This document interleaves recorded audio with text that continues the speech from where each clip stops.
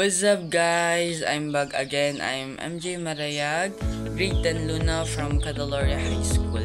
Ngayon, ibabahagi ko yung mga aral na natutunan ko sa Sundiata, ang epiko ng sinaunang mali na isinalin sa Filipino ni Mary Grace 8 Sabora. Isa sa mga pangunahing aral na natutunan ko ay ang halaga ng determinasyon at pagtsatsaga sa hirap ng mga pagsubok at hamon sa buhay.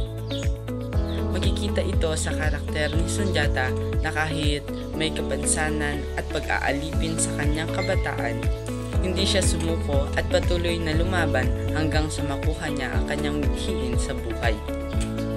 Isa pang aral ay ang kahalagahan ng pagtanggap sa sarili at pagpapahalaga sa mga hindi perpekto.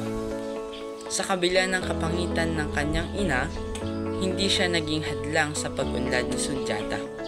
Pinapakita nito na ang tunay na halaga ng isang tao ay hindi nasusukat sa anyo o pisikal na katangian, kundi sa mga kakayahan at gawa. Higit sa lahat, pinapakita ng kwento ang kahalagahan ng pagkakaisa at pagtutulungan sa paghaharap-harap ng mga hamon sa pamamagitan ng pagtutulong-tulong at pagsasama-sama ng mga tao. Tulad ng nangyari sa pagtulong ng mga mandinka kay Sundiata laban sa mananalakay, naging posible ang pagtatagumpay nila.